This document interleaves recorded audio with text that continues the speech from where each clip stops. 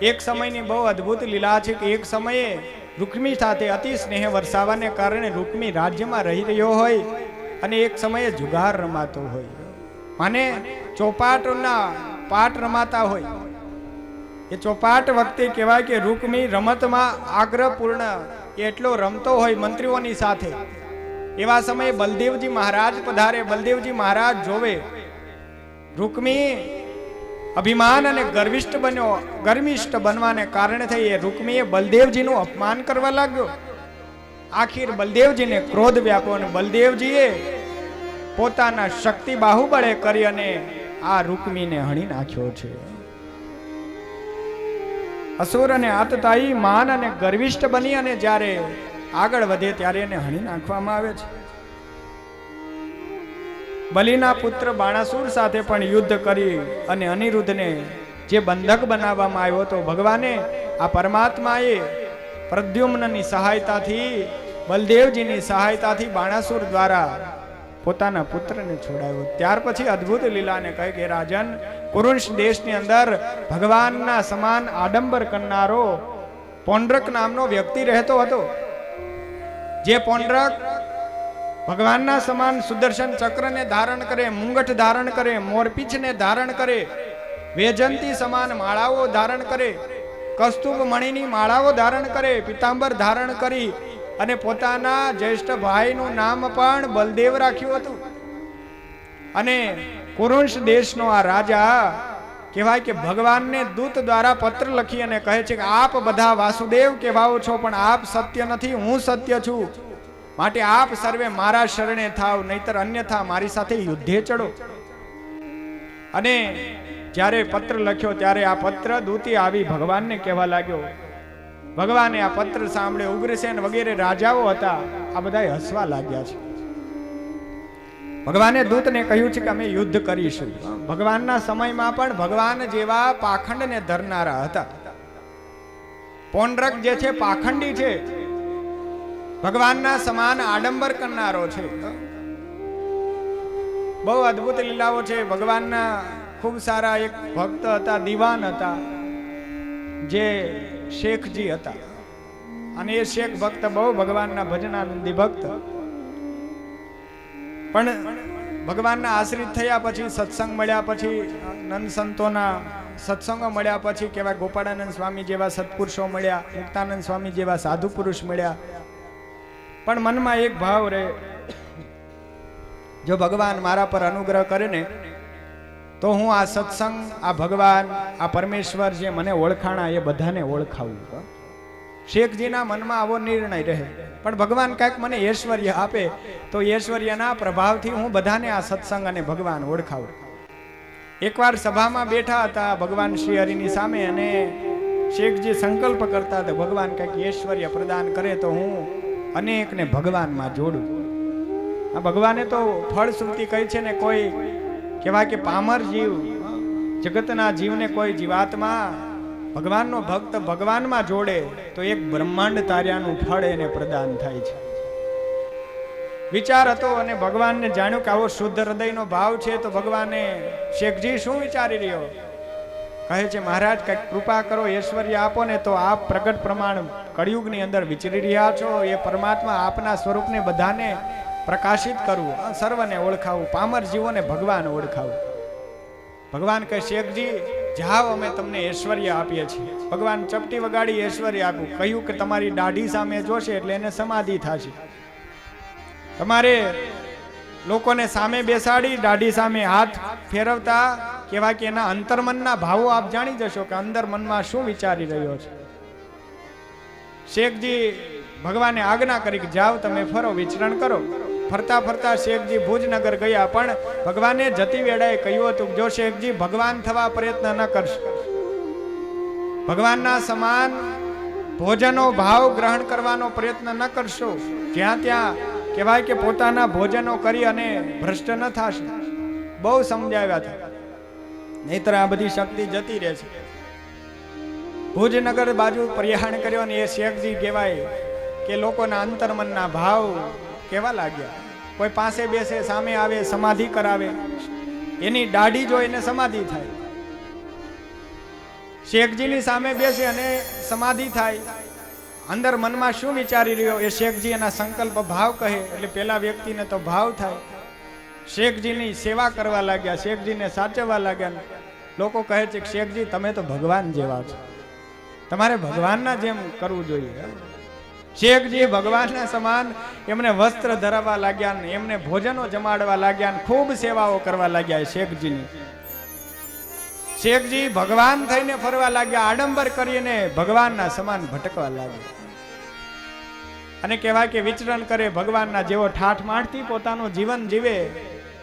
એમાં કહેવાય કે ભુજનગરના ભક્તો જ્યારે ભગવાન શ્રી હરિના દર્શન કરવા ગરડા આવ્યા એટલે ગઢપુર દર્શન કરવા આવ્યા અને ભગવાને પૂછ્યું કે અમારા શેખજી શું કરે છે? એટલે ભક્તો કહે મહારાજ એ શેખજી તો ભગવાન થઈને ફરે છે.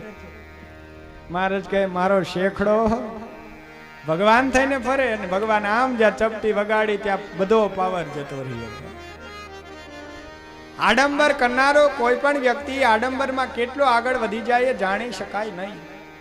પોંડરક પણ એવો હતો. આજના કળિયુગી સમયમાં એવા કેટલાય પોંડરકો ફરે છે જે ઓળખવા બહુ મુશ્કેલ છે, પણ તમે ધર્મશાસ્ત્રોના શ્રવણ કરો, એના લક્ષણોને શ્રવણ કરો તો આપ અવશ્ય રીતે ઓળખી શકો. ભજન કરે ઈ મારો એમ કે છે દ્વારિકા વાળો, વીરા ભજન કરે ઈ મારો. નરસિંહ મહેતાની ઊંડી સ્વીકારી મા મેરા એ જ પૂરનારો. નરસિંહ મહેતાની ઊંડી સ્વીકારી એ મા મેરા એ જ પૂરનારો. ભક્ત પ્રહલાદ ને ત્રાસ ઉતાર્યા ઈ તો નરસિંહ રૂપ ધરનારો. વીરા ભજન કરે ઈ મારો, ભજન કરે ઈ મારો. એમ કે છે દ્વારિકા વાળો, વીરા ભજન કરે ઈ મારો. વીરા ભજન કરે ઈ મારો, વીરા ભજન કરે. પાખંડી પોંડરકનો પરમાત્માએ વધ કર્યો છે. ત્યાર પછી સુખદેવજી મહારાજ કહે કે રાજન એક સમય નારદજી વિચાર કર્યો કે મારે પ્રભુના દર્શન કરવા છે. 16,108 રાણી આટલા મોટા વિશાળ પરિવાર સાથે ભગવાન રહેતા હશે તો એની દિનચર્યા જોવી છે, એની ચેષ્ટાઓ ક્રિયાઓ જોવી છે. નારદજી જ્યારે આવ્યા ભગવાનની આજ્ઞા લીધી. સત્યભામાના કક્ષમાં પરમાત્મા પ્રથમ રૂક્ષ્મણીના કક્ષમાં વિરાજમાન હતા. ત્યાં નારદજી આવી અને કહેવાય કે ભગવાનની આગળ પ્રાર્થના ભાવ રજૂ કર્યો છે. ભગવાને આજ્ઞા આપી કે જાઓ વિચરણ કરો. નારદજી એક એક સ્થાનની અંદર ગયા. 16,108 રાણીઓના કક્ષોની અંદર ગયા, જ્યાં 16,108 રાણી સ્વરૂપે અનેક સ્વરૂપે પરમાત્માએ આવા દર્શન દીધા છે. હરેક કક્ષમાં કોઈ કોઈની સેવાઓ સ્વીકારી રહ્યા છે. ક્યાંક સૂતા છે, ક્યાંક જમી રહ્યા છે, ક્યાંક વાર્તાલાપ કરી રહ્યા છે, ક્યાંક ઊંચા સિંહાસન પર બેઠા હોય, કોઈ ચરણ સેવા કરતી હોય.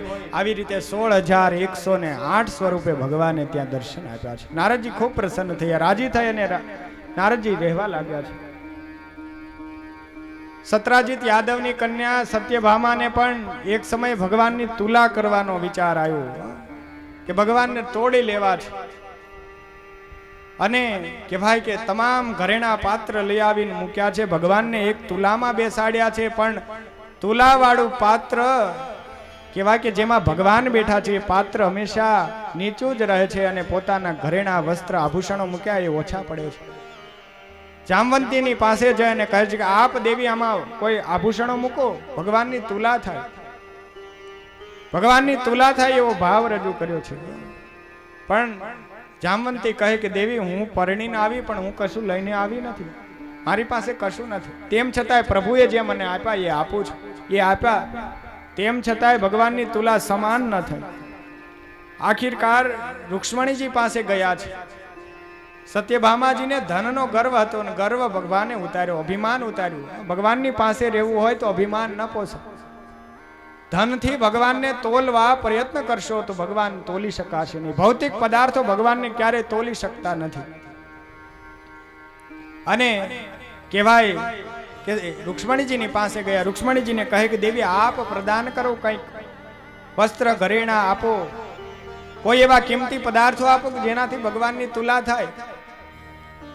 રૂક્ષ્મણીજી કહે કે દેવી તમે પરણીને આવ્યા, તમે બધું લઈને આવ્યા છો પિતાના ઘરેથી. હું તો પરણી જરૂર છું પણ હું કશું લઈને થોડી આવી છું. મારા વિવાહ તો પ્રભુએ મને હરણ કરીને લાવ્યા છે. મારા પિતાની કહેવાય કે મારા ભાઈઓની બધાની અસહમતિ હતી ને તેમ છતાંય હું પ્રભુ સાથે વિવાહિત થઈ હતી.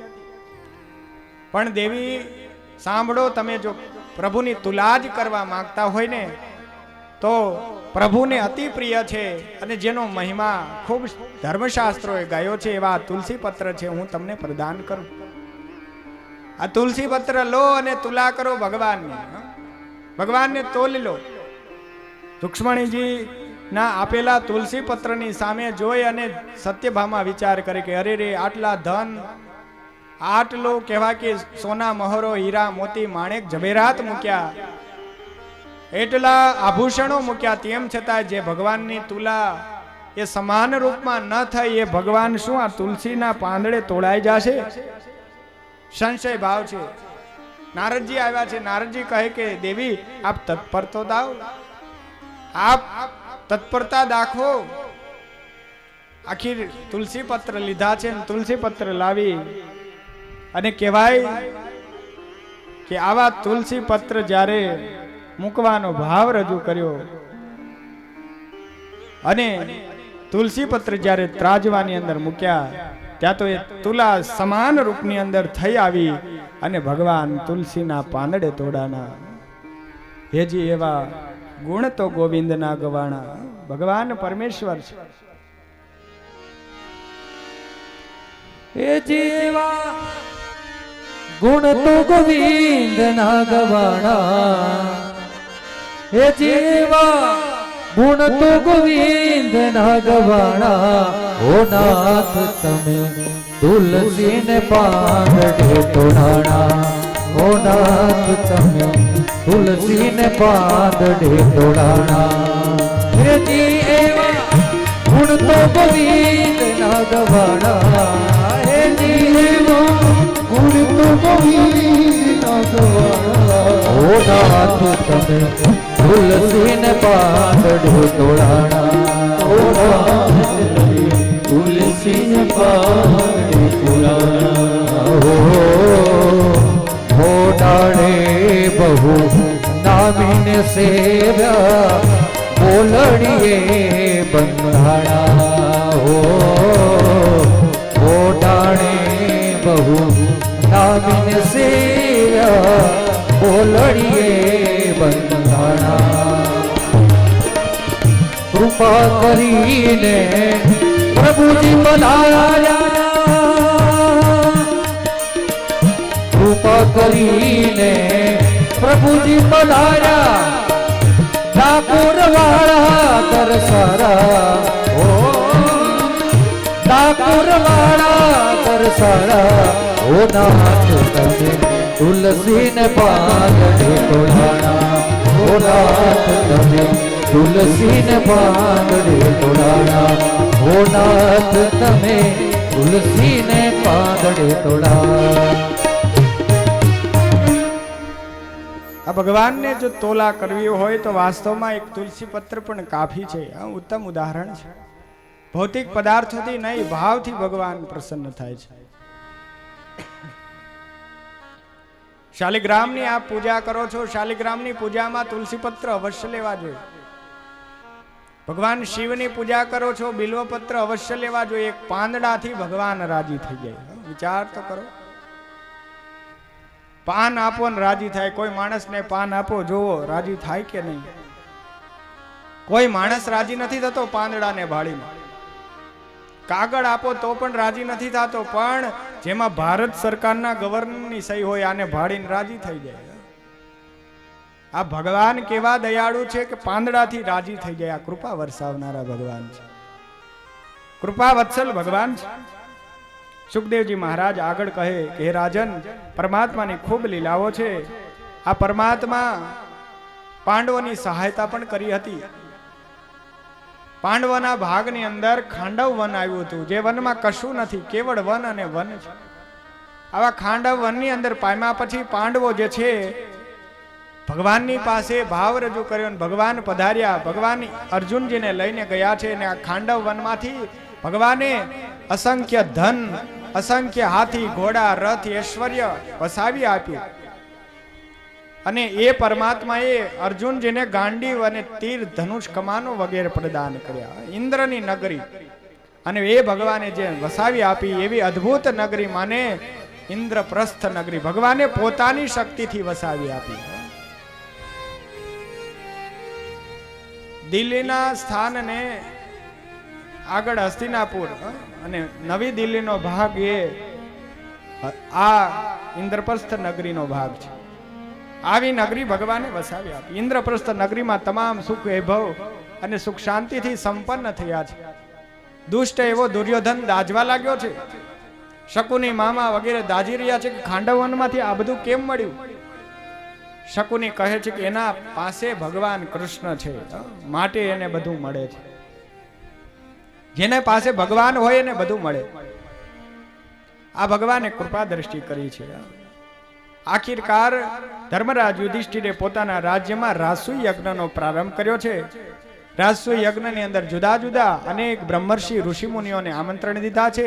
તમામને આમંત્રણો પ્રદાન કર્યા છે. દેવોને પણ આમંત્રણ પ્રદાન કર્યા છે. તમામને આ લોકમાં થયેલા રાજસુ યજ્ઞમાં આમંત્રણોની તત્પરતા થઈ છે.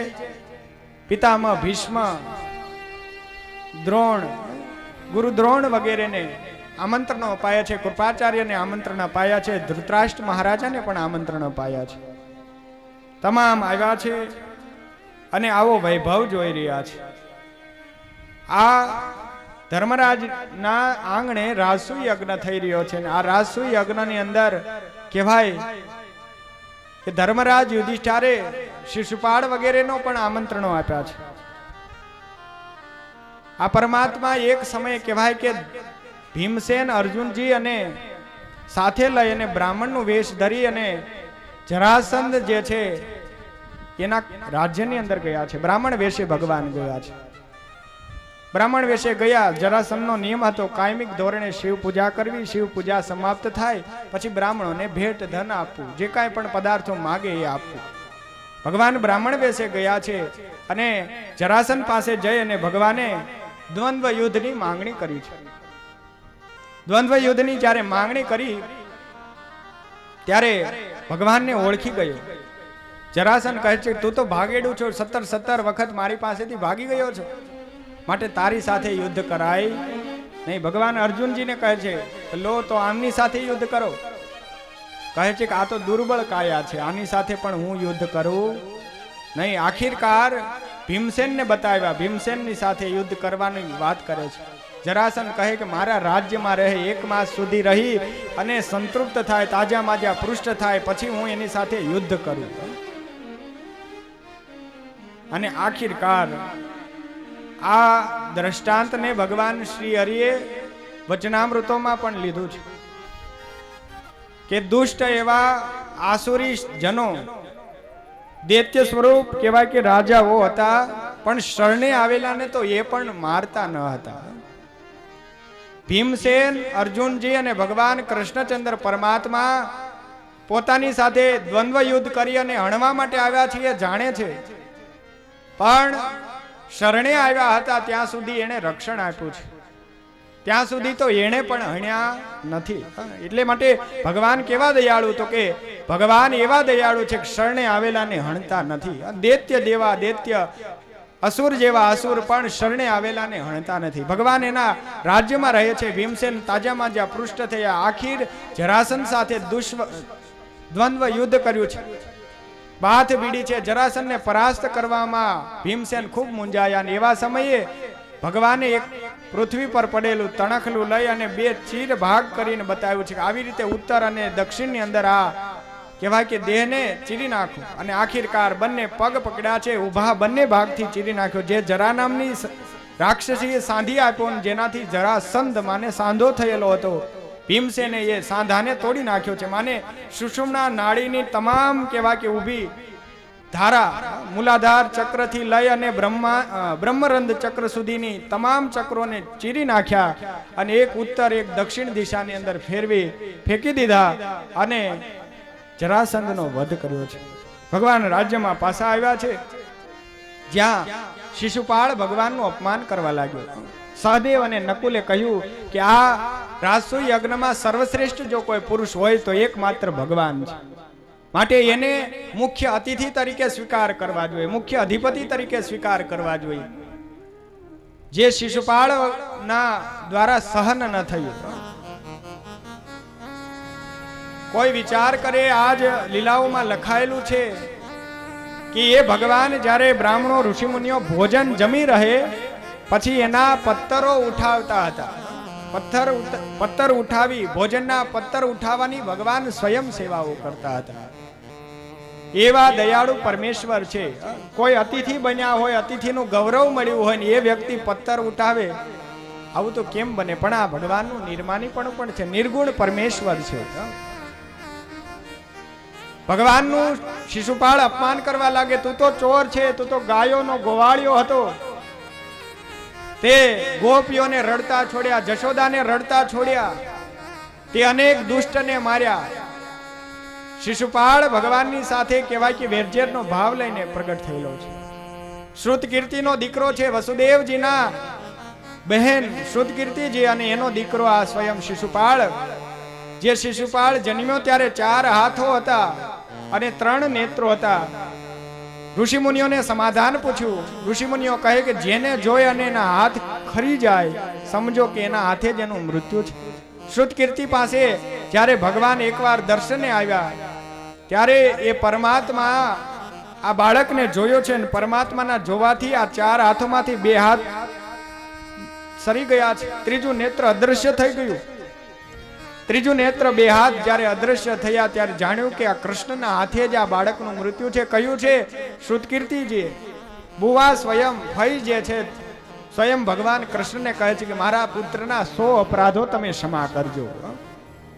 શિશુપાળને 100 અપરાધો ક્ષમાની ભાવ દર્શાવ્યો છે. એક પછી એક અપરાધ કરી રહ્યા છે. બલદેવજીની સાથે ભગવાન આગળ વધી રહ્યા છે. 99 જેટલા અપરાધો થયા. ભગવાનને ગાળો દેવા લાગ્યો અને ભગવાન બધી સહન કરી રહ્યા છે. ભગવાન ક્યાં સુધી સહન કરશે? તો કે જ્યાં સુધી સીમા હશે ત્યાં સુધી. સીમા સમાપ્ત પછી ભગવાન પણ સહન કરતા નથી. હરેક માણસની એક સીમા હોય છે. 100 અપરાધોની જ્યારે વટાવી ચૂક્યો ત્યારે ભગવાન વળી અને સાવધાન, હવે જો એક શબ્દ પણ ઉચ્ચાર્યો તો જીવિત નહીં રહે. ક્રોધાવશ આવ્યા છે. ક્રોધાવશ ની અંદર પુનઃ ઉગ્ર થઈ ભગવાનને ગાળો દેવા લાગ્યો. ક્રોધમાં જ્યારે ગાળ દીધી છે ત્યારે ભગવાને પુનઃ વળતા પાછું જોયું છે. સુદર્શન ચક્રને પ્રગટ કર્યું. સુદર્શન ચક્રથી ભગવાને શિશુપાળને ધડથી મસ્તક જુદા કર્યા. આખી દિવ્ય તેજ જ્યોતિ થઈ છે ને એ તેજ જ્યોતિ જે છે સ્વયં ભગવાનમાં સમાઈ ગઈ. ભગવાને વિજયને મુક્ત કર્યો. સનકાદિકોના શાપમાં જય વિજય જે હતા એમાંથી વિજયને મુક્ત કર્યો. આ પરમાત્મા સ્વયં વિરાજમાન હતા અને જ્યાં કહેવાય કે પરિસભાની અંદર આ રાજસુ યજ્ઞ સમાપ્ત થયો. દુર્યોધન આવ્યો હતો. દુર્યોધને જે છે જળમય, ક્યાંક જળ છે ક્યાંક કાચ છે, આવી જે શીશ મહેલ જેમાં દ્રૌપદીજી દ્વારા બોલાઈ ગયું હતું ને, અંધના તો અંધ હોય, આ એના પરિણામે યુદ્ધ થયા હતા. કુરુક્ષેત્રના જે યુદ્ધો થયા આ બધું એ ભાવનાઓ છે. સુખદેવજી મહારાજ કહે કે રાજન, આ પરમાત્મા શિશુપાળનો વધ કર્યો. ત્યાર પછી શાલ્વ સાથે ભગવાને યુદ્ધ કર્યું. શાલ્વના શોભ નામના વિમાનોનો નાશ કર્યો. ત્યાર પછી હે રાજન, શિશુપાળ, શાલ્વ, જરાસંધ આ બધાનો બદલો લેવા માટે થઈ દંતવક્ર તત્પર થઈને આવ્યો હતો. દંતવક્રને વિશે સ્વયં સુખદેવજી મહારાજ પોતે કહી રહ્યા છે. શિશુપાલ શશાલ્વસ્ય પુંડકાશાપી દૂરમતી પરલોકે ગતાન ચ કુર્વન્ન પારોક્ષસો હૃદયમ. ભગવાનની સાથે દંતવક્ર જે ભગવાનનો જય નામનો પાર્ષદ છે એ પણ તત્પર થયો હતો. આખિરકાર ભગવાને કૌમુદી ગદા લીધી છે અને કૌમુદી ગદાથી ભગવાને આ દંતવક્રનો પણ પરમાત્માએ ઉદ્ધાર કર્યો છે. જયને પણ મુક્ત કર્યો, પોતાની અંદર પરમપદની સ્થાપના, પરમપદની પ્રાપ્તિ કરાવી છે. ભગવાન દયાળુ છે, ખૂબ દયાળુ છે. ત્યાર પછી હે રાજન, બલદેવજી મહારાજે તીર્થયાત્રા કરવાનો વિચાર કર્યો. તીર્થયાત્રા કરવા લાગ્યા. તીર્થમાં ફરી રહ્યા હતા. ફરતા ફરતા સ્વયં કહેવાય કે તીર્થમાં જ્યારે ગયા ત્યારે તીર્થમાં ગયેલા બલદેવજી ફરતા ફરતા જ્યાં રોમહર્ષણજી ભગવાનની કથા કહી રહ્યા છે એ સૂતજીની કથામાં પધાર્યા હતા. બધા જ ઋષિમુનિઓ ઊભા થયા. રોમહર્ષણ પોતે સૂતજી છે પણ તેમ છતાં ઊભા ન થયા. બલદેવજીએ જાણ્યું કે અભિમાન વશાત થયા છે, સૂત છે તેમ છતાં ઊભા નથી થયા. આખિરકાર દર્ભની સળી દ્વારા આ સૂત રોમહર્ષણનો વધ કર્યો છે. રોમહર્ષણનો વધ થતા બ્રહ્મ હત્યા લાગીને બ્રહ્મ હત્યાથી કહેવાય કે સ્વયં બલદેવજી ઋષિમુનિઓના કહેવાથી તીર્થયાત્રા પુનઃ કરવા લાગ્યા છે.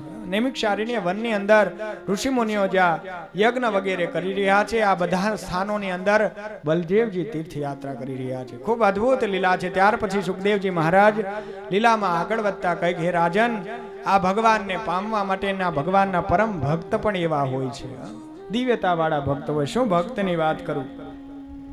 પરીક્ષિત મહારાજા ગુરુદેવની આગળ પૂછી રહ્યા છે. ભગવન્નયાની ચાન્યાની મુકુંદસ્ય મહાત્મના વીર્યાનંદ વીર્યસ્ય શ્રોતુમિચ્છામહે પ્રભુ. હે પ્રભુ, ગુરુદેવ દયા કરો. મુકુંદ માને માધવ પરમેશ્વરે શ્રીદામાનો શી રીતે ઉદ્ધાર કર્યો, શી રીતે પરમાત્માએ એને સકલ ઐશ્વર્ય પ્રદાન કર્યા, એ લીલા કહો ને. એ લીલાને કહેતા થકા સ્વયં સુખદેવજી મહારાજ લીલાઓમાં ખૂબ આગળ વધી રહ્યા કે હે રાજન, ભગવાન શ્રી હરિ જ્યારે સાંદીપની આશ્રમની અંદર ભણતા હતા ત્યારે એ સાંદીપની આશ્રમની અંદર પોરબંદર પુરીનો એક બ્રાહ્મણ વિપ્ર જે પણ ભજનાનંદી હતો, ભજનમાં લીન રહેનારો, અનન્ય નિષ્ઠાવાળો, એ ભગવાનની સાથે ત્યાં પધાર્યો. 64 દિવસ સુધી જે ભગવાન રમ્યા, સાથે લીલા કરી, એમાં શ્રીદામા નામનો ભગવાનનો જે ગોલોક ધામનો પાર્ષદ છે એ પણ અવતરિત થયો હતો. અને એ શ્રીદામા ભગવાનની સાથે કહેવાય કે આશ્રમની અંદર ભણ્યો હતો, વિદ્યાભ્યાસ કર્યા હતા. એક સમય અનરાધાર વરસાદ થયો. અગ્નિહોત્રી ગુરુ સ્વરૂપ ચાંદીપની કાષ્ટની જરૂર હોય, કાષ્ટ માટે કહેવાય કે આ બંને બાળકોને શ્રીદામા અને ભગવાન આ બંનેને કહ્યું છે કે જાઓ આપ કાષ્ટ લઈ આવો. વરસાદની ધારાઓ બંધ થતા કહેવાય કે બંને કાષ્ટ લેવા માટે ગયા છે.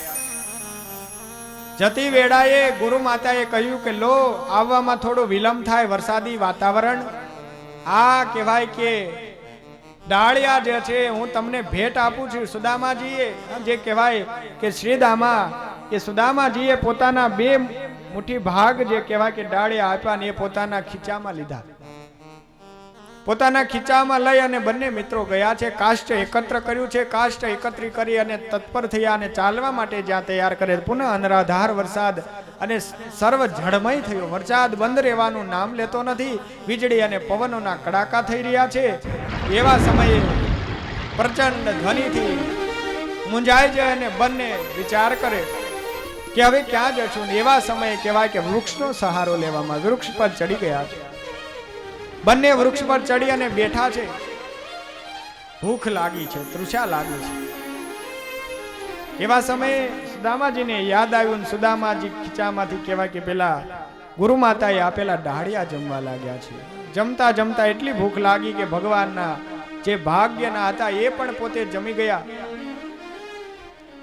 લોકો કહે છે કે સુદામાજી ભગવાનના ભાગના જમી ગયા માટે દારિદ્ર આવ્યું. પણ આ ભાવથી પણ વિશેષ ભાવ છે, કારણ કે સુદામાજીને બ્રહ્મ જ્ઞાન પ્રાપ્ત હતું. બ્રહ્મ તત્વને ઓળખનારા ત્રિકાળદર્શી સ્વરૂપ હતા. જાણ્યું હતું કે આ ડાળિયા દારિદ્રના ડાળિયા છે. જો આ મારો મિત્ર જમશે તો એને દારિદ્ર ભોગવવું પડશે, માટે એ પોતે ખાઈ ગયા હતા. મારા મિત્રને કોઈ પીડા દુઃખ ના આવે એટલા માટે પોતે જમ્યા હતા. ભગવાનના ભાગનું જમ્યા એમ નહીં, પણ ભાવ એવો છે કે મારા મિત્રને કોઈ પીડા ના થાય, એ સુખ અને વૈભવને ભોગવે, એવો ભાવ શુદ્ધ હતો.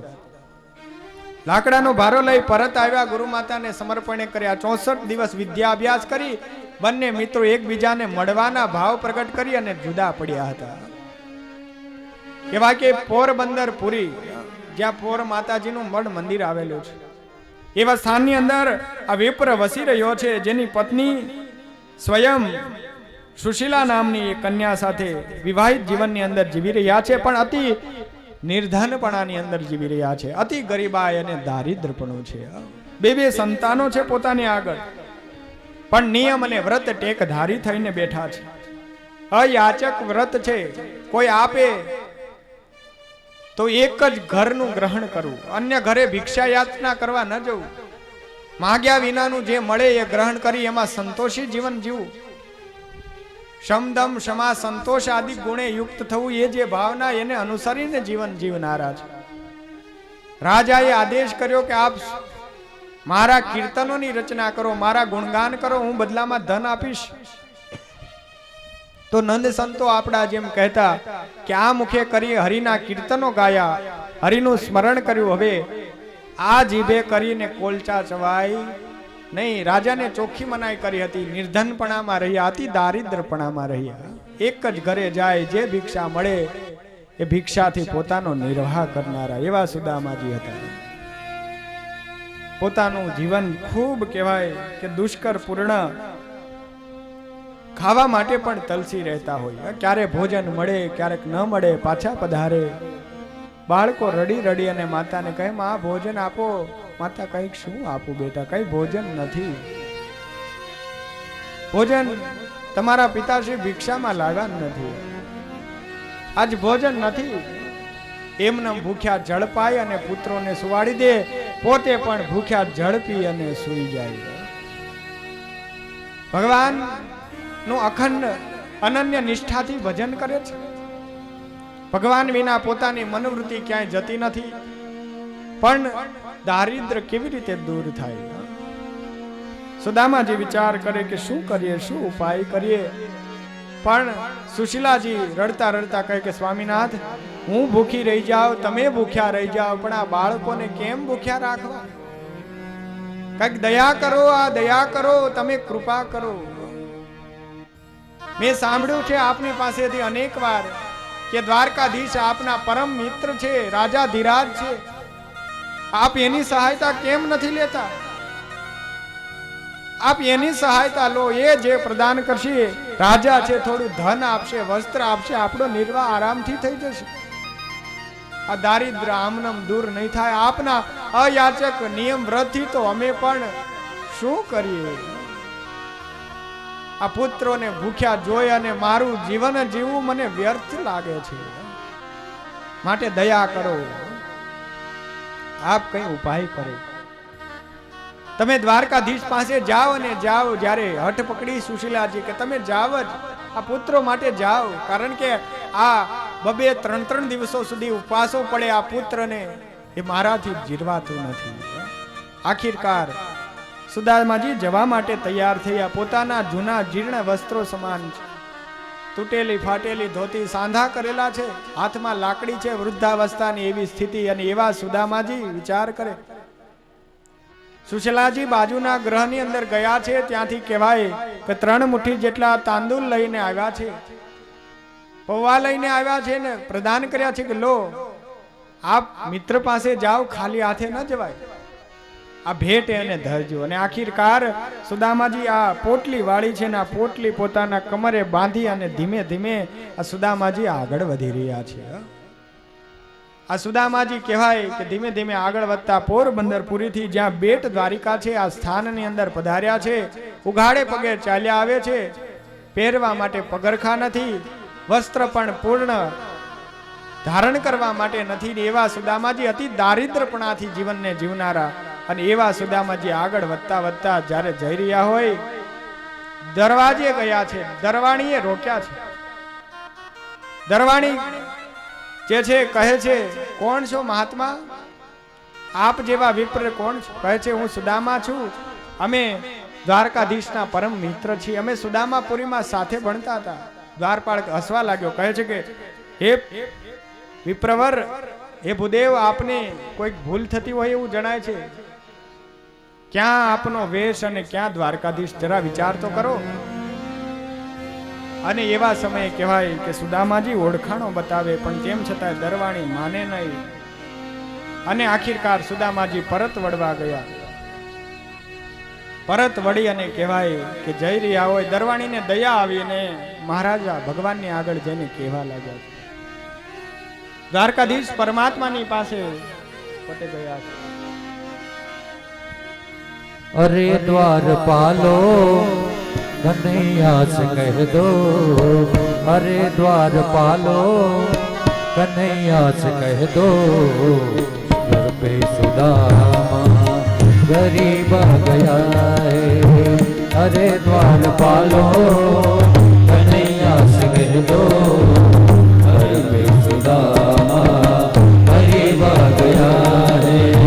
भटकते भटकते न जाने कहाँ से, भटकते भटकते न जाने कहाँ से, हमारे महल करीब गया है. अरे द्वारपालो कन्हैया से कह दो, सुदामा करीब गया.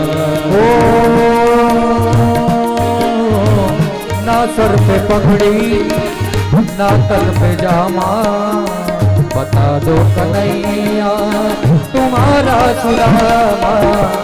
ना सर पे पगड़ी ना तल पे जामा, बता दो कन्हैया नाम है सुदामा. अरे द्वारपालो कन्हैया से कह दो, घर पे सुदामा गरीब गया है.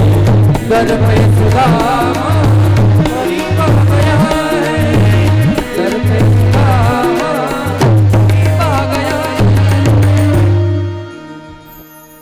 દ્વારપાળો જઈને મહારાજાને કહે, મહારાજા કોઈ બ્રાહ્મણ આવ્યા છે અને કહે છે કે અમે સાંદીપનીના આશ્રમધારી છીએ, ભગવાનના પરમ મિત્ર છે.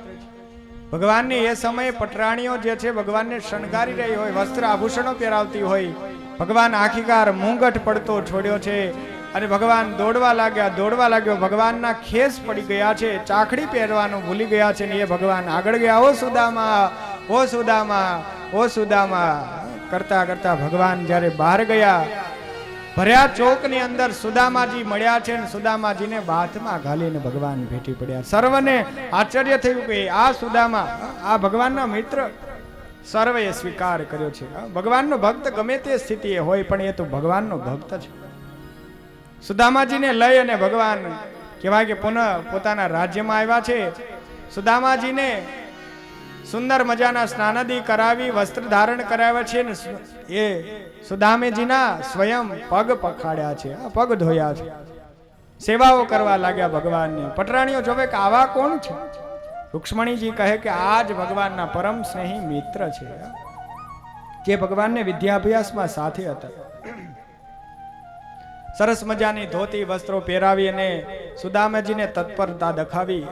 સુદામાજી ખૂબ પ્રસન્ન થયા, રાજી થઈ અને પૂર્વની વાતોને યાદ કરવા, ગુરુ આશ્રમની વાતોને યાદ કરતા હતા. એક સમયે કહેવાય કે ભોજનો જમ્યા, વ્યંજનો જમ્યા, પછી કહેવાય કે સુદામાજી પોતાની પોટલી સંતાડી રહ્યા હતા. ભગવાન જુએ સંતાડી રહ્યા છે પોટલી. ભગવાન કહે, ભાભીએ મારા માટે કંઈ મોકલ્યું છે કે નહીં? ભગવાનના મિત્ર સ્વરૂપ સુદામાજી સંતાડે અને ભગવાન કહે કે કંઈક મોકલ્યું તો જરૂર છે પણ તમારે આપવું નથી એવું લાગે છે. આખિરકાર ભગવાને ઝપટ કરી અને કહેવાય કે એ પોટલી ખેંચી લીધી છે અને એ મિત્ર વિચાર કર્યો કે જે રાજાધિરાજ હોય અને આવા તાંદુલ પૌવા કેવી રીતે ખવારી શકાય. ભગવાને ઝડપ કરી પોટલી છીનવી લઈ ખોલી અને જેમ જીવન ભગતના ભગવાને ભાવ પૂરા કર્યા. મઠના રોટલાને જમી અને એ પરમાત્મા એક પછી એક મુઠ્ઠી ખાધી છે. બીજી મુઠ્ઠી જ્યાં ખાધી, ત્રીજી મુઠ્ઠી એ રૂક્ષ્મણીજી પાસે આવી ગયા. રૂક્ષ્મણીજીને વિચાર થયો કે આ કેવો ભગવાન છે, આ સકલ લોકનું ઐશ્વર્ય એને પ્રદાન કરી દે, અને શું ખબર આ ભગવાન પોતાનું ધામ પણ આ ભક્તના નામે કરી દે. જો હવે જમશે ને તો આ ધામે જતું રહેવાનું. લક્ષ્મીજીને પોતાનો વિચાર આવ્યો અને લક્ષ્મીજી કહે, પ્રભુ આ એકલા ન જમાય, અમારો પણ ભાગ છે, અમને પ્રદાન કરો. ને ભગવાનના હાથમાંથી લઈ લીધું છે. લક્ષ્મીજીએ પણ એક મુઠ્ઠી ભાગ જે છે અંગીકાર કર્યો છે. ત્યાર પછી બહુ અદ્ભુત લીલાને કહેતા કહે કે રાજન, ભગવાન જેમાં સંતૃપ્ત થયા, આખીરકાર થોડા સમય રોકાય પછી સુદામાજી કહે કે હે મિત્ર, હવે અમારે વિદાય લેવી છે. વિદાય લેવાની તત્પરતા દાખવી. સાંજના સમયે ભગવાને કહેવાય કે જ્યારે સુદામાજી સૂતા હતા એવા સમયે વિશ્વકર્માને બોલાવી તમામ પ્રકારના દારિદ્રને દૂર કરી સકલ ઐશ્વર્ય ભગવાને પ્રદાન કર્યા. સુશીલાજીના મકાનો અદ્ભુત શોભા, રાજાની શોભા કરતા પોરબંદર પુરીના રાજાના મહેલો ઝીણા પડે એવા અદ્ભુત મકાનો તૈયાર કરાવી આપ્યા. એવું રાજમહેલ જેની અંદર તમામ સકલ ઐશ્વર્ય સુખ વૈભવ પ્રદાન કર્યા. સુશીલાજીના મકાન માટે જ્યારે વિશ્વકર્મા ભગવાન પધાર્યા ત્યારે સુશીલાજી કહે છે કે અમારું દુઃખદ વિપદીના વેળાની અંદર આ બધા નગરજનોએ પણ સહાયતા કરી હતી, માટે જો ભલું જ કરવું હોય તો આ બધાનું કરો, અને બધાનું ભલાનો ભાવ પ્રગટ કર્યો હતો. ભક્ત જ બધાનો ભલો કરી શકે છે. સુશીલાજીના ભાવથી તમામ કહેવા કે પોરબંદર પુરીના એક એક ચડિયાતા દિવ્ય મકાનો વિશ્વકર્માએ નિર્માણ કર્યા. સર્વની અંદર વૈભવ નિર્માણ કર્યા હતા. સુદામાજી રજા લીધી, ભગવાનની આગળ જતા હતા. ભગવાને કહ્યું કે આ ધોતી પાછી આપતા જાઓ. ભગવાને જે પહેરાવી હતી એ પાછી આપી દીધી, અને સુદામાજી પોતાની જૂની ફાટલી ધોતી, તૂટેલી ધોતી પહેરી અને આગળ વધી રહ્યા. વિચાર કરે કે આવડો મોટો દ્વારકાધીશ છે પણ એ લોભી થઈ ગયો છે. એવડા મોટા દ્વારકાધીશ પણ પોતાના સ્વાર્થનો વિચાર કરી એક ધોતી વસ્ત્ર પહેરવા પણ ના આપ્યું. આખીર સુદામાજી ફરતા ફરતા ઘર તરફ આવે. પોરબંદર પુરીમાં આવીને જોવે ત્યાં તો દિવ્ય અદ્ભુત શોભા, નગર વસી ગયું. કહે છે કે હું કોઈ અજાણી નગરીમાં આવી ગયો હોય, ભૂલો પડ્યો હોય એવું લાગે. ઝરૂખામાં બેઠાજી અને પોતાના પત્ની જે સુશીલાજી સાદ કરી, ઓ સ્વામીનાથ પધારો પધારો પધારો, બાળકો સાથે દોડીને ગયા. સુદામાજી કહે કે આપ દેવી કોણ છો? જે એક મુઠ્ઠી ભાગ લક્ષ્મીજીએ જમ્યા હતા, જેનાથી સુશીલાજીને પૂર્ણ યુવાવસ્થા પ્રદાન કરી હતી, પોતાનું રૂપ સૌંદર્ય પ્રદાન કર્યું હતું. કહે છે કે દેવી હું આપને ઓળખતો નથી, આપ કોણ છો? કહે છે કે સ્વામીનાથ હું તમારી પત્ની છું. આ પ્રભુએ જ આપણા પર કૃપા કરી. તમે દ્વારિકા ગયા, ભગવાને તમારા કહેવાય કે અન્નને જેમ્યા, પરમાત્માએ આપણા પર કૃપા વરસાવી, સકલ ઐશ્વર્ય પ્રદાન કર્યા છે, આ રૂપ સૌંદર્ય પણ પ્રદાન કર્યું. ત્યારે ખૂબ આભાર વિધિ કરી છે કે ધન્ય છે પ્રભુ, તમને ધન્ય છે. દ્વારકાધીશનો ખૂબ આભાર પ્રગટ કર્યો છે. સુદામાજીના સકલ દુઃખને ભગવાને દૂર કર્યા. ત્યાર પછી રાજન કુરુક્ષેત્રની અંદર યુદ્ધ સમાપ્ત થઈ પછી નંદરા, યશોદા, વસુદેવજી, દેવકી આ બધાનું પુનઃ બલદેવજીની સાથે મિલાપ થાય છે, ભગવાનનો પણ મિલાપ થાય છે. ત્યાર પછી સર્વે જ્યારે કુરુક્ષેત્રના યુદ્ધની લીલાઓ મહાભારત પર્વની અંદર લખવામાં આવી છે. શ્રીમદ ભાગવતમાં કુરુક્ષેત્રના યુદ્ધ વિશે બહુ ગૌણ બાબત બતાવવામાં આવી, મુખ્ય બાબતોમાં નથી. આ કુરુક્ષેત્રમાં સર્વ દર્શન માટે જ્યારે ગયા ત્યારે દેવકીજી ત્યાં એક યજ્ઞ યાગ થયો, જેની અંદર વસુદેવજી નારદજી પાસેથી તત્વના ઉપદેશો મેળવ્યા, બ્રહ્મ અને સાંખ્ય જ્ઞાન મેળવ્યું. અને જ્યાં દેવકીજીએ ભગવાનને પ્રાર્થના કરી અને કહ્યું છે કે મારા મરેલા પુત્ર જે કંસ દ્વારા માર્યા હતા એ પુત્ર મને પાછા આપો. આખિરકાર ભગવાને સ્મર, ઉદ્ગીત, પુરુષંગ, પતંગ, શુતપુત્ર અને ધ્રુણી વગેરે મરીચીના શાપથી જે દુઃખી થયેલા ઋષિઓ હતા, આ બધા પુત્ર જે છે દેવલોકમાંથી લાવીને ભગવાને પ્રદાન કર્યા છે. અદ્ભુત રીતે લીલાને કહેતા કરે કે આ પરમાત્માના બહેન સ્વરૂપ સુભદ્રાજીના વિવાહ પણ આ પરમાત્માએ અર્જુનજીની સાથે સંપન્ન કર્યા હતા. ત્યાર પછી હે રાજન, આ પરમાત્માના દિવ્યતાવાળી લીલાઓની અંદર શું વર્ણન કરે કે આ પરમાત્મા ભક્તજનોનું મંગળ કરનારા છે. શ્રીમદ ભાગવત મહાપુરાણની અંદર બહુ અદ્ભુત રીતે શ્લોકના ભાવથી કહેવાયેલું છે. દેવાસુર મનુષ્યેષુ યે ભજ્યન્તે શિવમ શિવમ પ્રાયસ્તે ધનિનો ભોજા ન તુ લક્ષ્યા પતિ હરિ. આ લોકના જેને સુખ જોઈતા હોય એને ભગવાન શિવનું ભજન કરવું. વૈભવ અને ભૌતિક પદાર્થો જોતા હોય એને જ ભગવાન શિવનું ભજન કરવું. મુક્તિ અને મોક્ષ જોઈતો હોય તો ભગવાનની આવી ભાગીરથી સ્વરૂપ ભગવાનના પ્રગટ પ્રમાણ સ્વરૂપ અવતારી પરમેશ્વરનો આશ્રય કરવો. સ્પષ્ટપણે કહી દેવામાં આવ્યું છે કે નારાયણ અને વિષ્ણુ પરમાત્મા એનું યજન શા માટે કરવું? તો કહે છે કે આવા સાક્ષાત ગોલોક વિહારીનું યજન એટલા માટે કે મુક્તિ માટે મોક્ષ માટે જ યજન કરવું. બાકી ભૌતિક પદાર્થો કંઈ પણ જોતા હોય પણ એના માટે ભગવાન શિવની આરાધના કરવી. ત્યાર પછી એ રાજન કહે છે કે અર્જુનજીએ બ્રાહ્મણ પુત્રોની જ્યારે પ્રતિજ્ઞા કરી હતી ત્યારે લોકાલોક પર્વતને પાર કરી અને દ્વારકાવાળાધીશ પરમાત્મા દ્વારકાધીશ લોકાલોક પર્વતને પાર કરી અને ભૂમાપુરુષના લોકમાં જઈ અને આ બ્રાહ્મણ પુત્રોને પણ પાછા લઈ આવ્યા. પર અનિરુદ્ધના ગ્રહસ્થી જીવનમાં આગળ વધતા વજ્રનાભ થયા, વજ્રનાભના પ્રતિબાહુ થયા, પ્રતિબાહુના સુબાહુ, સુબાહુના શાંતસેન, શાંતસેનના શ્રુતસેન થયા હતા. હે રાજન, તને શું લીલા કહું? આ યદુકુળમાં જન્મેલા બાળકોને ભણાવવા માટે થઈ 3,88,000 જેટલા 8800 જેટલા આચાર્યો હતા. એટલો મોટો આ વંશ વધી ચૂકેલો હતો. હે રાજન, આ યદુકુળમાં 101 યદુકુળો હતા જેની અંદર 8 પટરાણીઓથી 10 જેટલા પુત્રોની વૃદ્ધિ થઈ હતી. ખૂબ અદ્ભુત લીલાને દશમ સ્કંદના સમગ્ર લીલા ભાગને પિતૃઓના ચરણોમાં સમર્પિત કરી એકાદશ સ્કંદની અંદર પ્રવેશ કરીએ. જે મુક્તિ લીલા કહેવામાં આવે, જે ભગવાનનું મસ્તક સમાન છે, જ્યાં જીવાત્માનું પ્રાણ ધીમે ધીમે ઉધ્વગતિ આવે છે. એક એક સ્કંદ કેવા છે?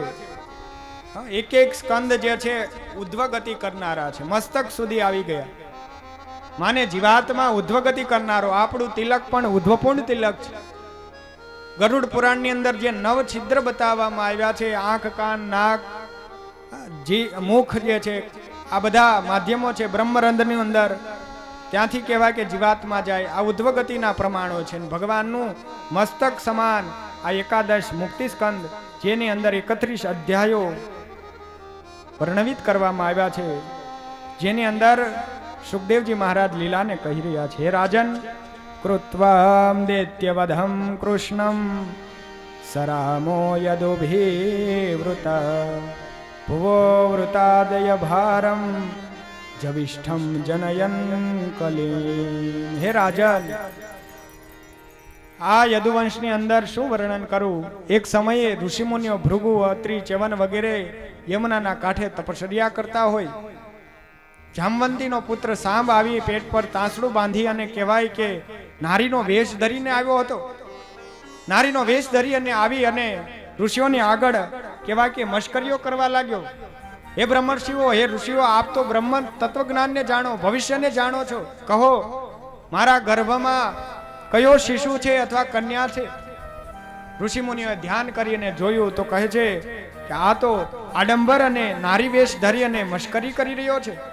આખિર ક્રોધ વ્યાપ્યો છે અને ક્રોધના પરિણામે શાપ આપ્યો કે જાઓ, તમારા પેટ પર બાંધેલું તાસડું એ મુશળ રૂપે નિર્માણ થશે અને લોખંડના કટકા મુશળથી તમારું સમગ્ર કુળનો નાશ થશે.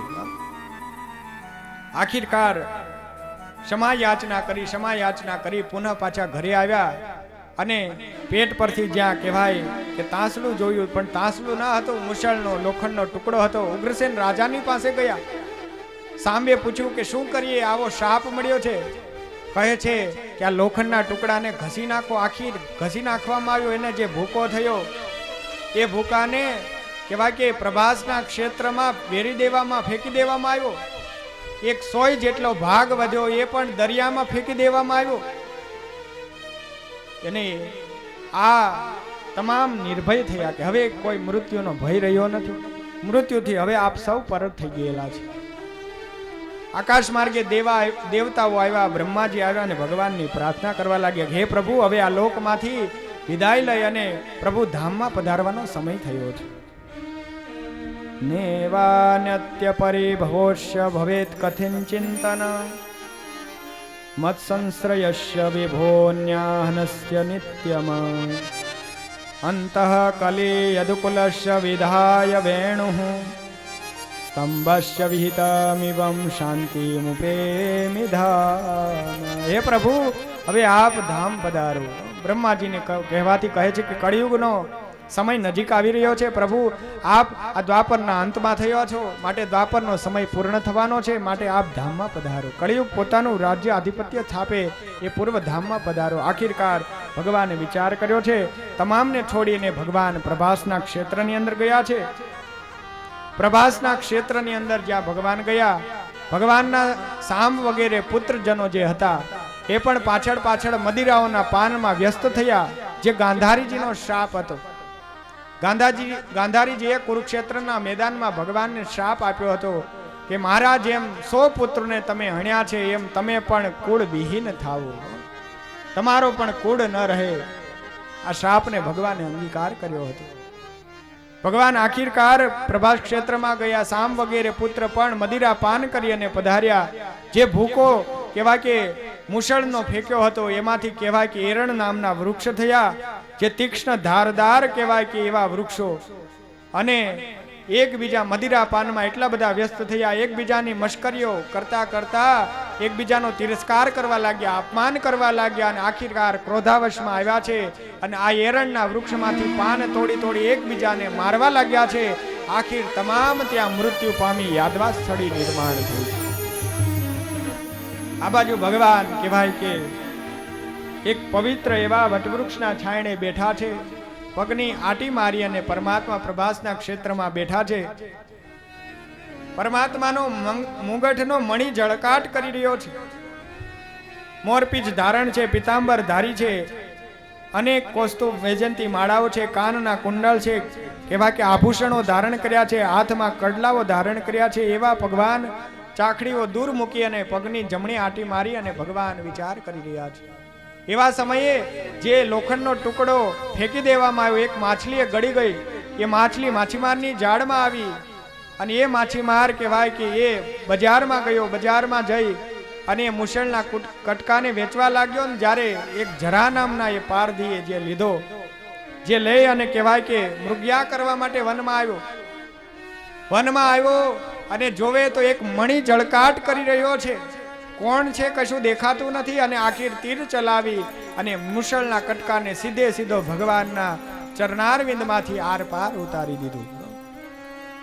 રક્તની ધારા વહેવા લાગી અને એવા સમયે પારધી નજીક આવી જોવે, પ્રભુની ક્ષમા યાચના કરી, પ્રભુ ક્ષમા કરો, હું ઓળખી ન શકું। ભગવાને ક્ષમા યાચના કરી એને વિદાય આપી છે। આખિર ભગવાન વાટ જોઈ રહ્યા છે પોતાના પરમ સ્નેહી પરમ મિત્ર ઉદ્ધવજીની। ફરતા ફરતા ઉદ્ધવજીને સમાચારો મળ્યા કે યાદવા સ્થળી નિર્માણ થઈ છે, આ બધો શ્રાપિત થયા છે। ભગવાનની શોધખોળ કરતા કરતા પ્રભાસના ક્ષેત્રમાં આવ્યા। પ્રભાસના ક્ષેત્રમાં ભગવાનને વટવૃક્ષના વૃક્ષે જોયા છે। પ્રભુને આ સ્થિતિ જોઈ અને સ્વયં ઉદ્ધવજી પ્રભુની આગળ ધર્મ સંબંધી પ્રશ્ન કરવા લાગ્યા છે। હે પ્રભુ, હે પરમાત્મા, આપ જો આપનું અવતારીકરણ, આપનું આ લોકની અંદર પ્રગટ થવું, આ લોકમાંથી વિદાય લેવું એ ધર્મના પાલન અને પોષણ માટે હોય તો આપે યુગે યુગે પધાર્યા છો, એ વાતને હું સમજુ છું, એ જ્ઞાનને હું જાણું છું। પણ પરમાત્મા આપ જો આ લોકમાંથી જતા રહેશો તો ધર્મમ કિમ શરણમ વ્રજેત। હે પ્રભુ, હવે આ ધર્મ કોના શરણે જશે? આ ધર્મનું રક્ષણ પાલન પોષણ કરવાની આપ સંપૂર્ણ જવાબદારી હતા। આપની આ લીલા થઈ, હવે આ લીલાનું સુખ કેવી રીતે મળશે? અનેક જ્યારે ભાગવદીય પ્રશ્નો જ્યારે પૂછ્યા ત્યારે પ્રશ્નોના નિરાકરણને કરતા ભગવાન સ્વયં પ્રથમ પોતાના પરમ સ્નેહી ભક્ત સ્વરૂપ વિદુરને યાદ કર્યા। હે ઉદ્ધવ, તમે મારા પરમ સ્નેહી મિત્ર સ્વરૂપ, મારું ભજન કરનારા ભક્ત સ્વરૂપ વિદુરને આજ્ઞા કરજો, તમને વિદુર મળશે। વિદુર મળે અને આજ્ઞા કરજો કે મૈત્રેય મુનિના આશ્રમ જાઓ અને મારા ગુણગાનો કરો, જ્ઞાનને વર્ધન કરો, જ્ઞાન મેળવો, એમ આજ્ઞા કરી હતી। જે વિદુરજી આગળ કહેવાય કે ઉદ્ધવજીને મળ્યા હતા અને ત્યાર પછી ભગવાન સ્વયં એક પછી એક પ્રશ્નોના જવાબ કહેવા લાગ્યા છે। દયાળુ પરમેશ્વર દયાને કરતા થકા ભાગવતના ધર્મો કયા છે, ભગવાનના ભક્તોના ધર્મ કયા છે.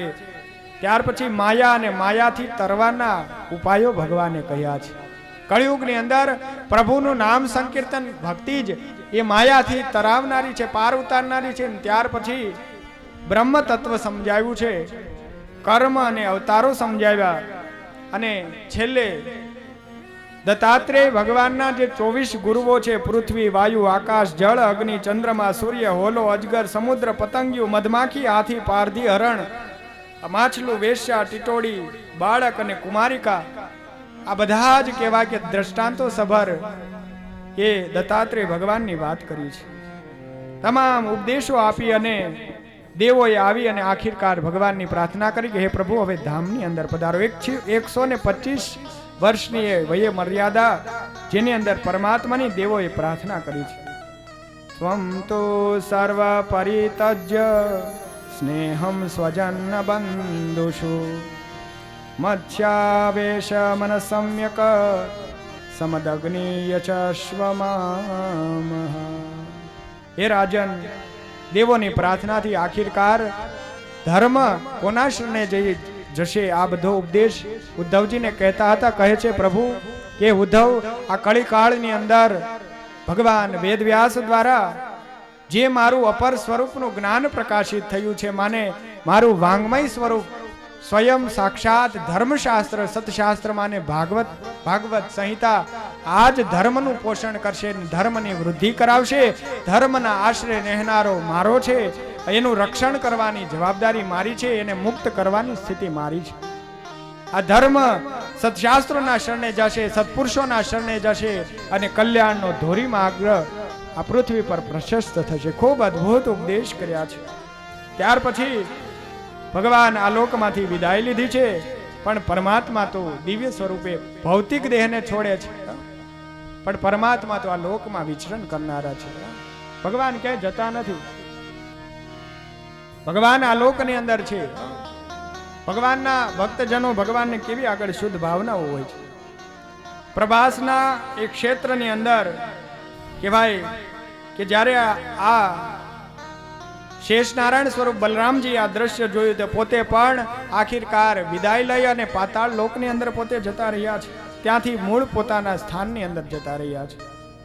પરમાત્મા પણ આ લોકમાંથી વિદાય લીધી છે. અને ભગવાનના વિદાય લીધા પછી અર્જુનજીને દર્શનનો ભાવ પ્રગટ થયો. અર્જુનજી પાછળ દર્શન કરવા માટે આવ્યા. જોવે તો આખી યાદવાસ્થળી નિર્માણ હતી. ભગવાન આ લોકમાંથી વિદાય લઈ ચૂક્યા હતા. ભગવાનના પંચભૌતિક દેહને દાહાદી વિધાન પોતે કર્યો હતો. ત્યાર પછી ભગવાનની બધી પટરાણીઓ અને બાળકોને લઈ અને અર્જુનજી તમામને લઈ પોતાના કહેવાય કે હસ્તિનાપુર તરફ પ્રયાણ કરતા હતા. માર્ગમાં અનેક લૂંટારૂ લૂંટી ગયા. સમય સમય બલવાન હે નહીં માનવ બલવાન, અર્જુન કાબા લૂંટ ગયે વહી ધનુષ વહી બાણ. એક સમયે ટંકાર કરી અને ધરતી ધ્રુદાવનારા એવા અર્જુનને કાબાઓ લૂંટી ગયા હતા. ત્યાર પછી ધર્મરાજ યુધિષ્ઠિરને એના સમાચાર આપ્યા. ધર્મરાજને જે અપશુકનો થયા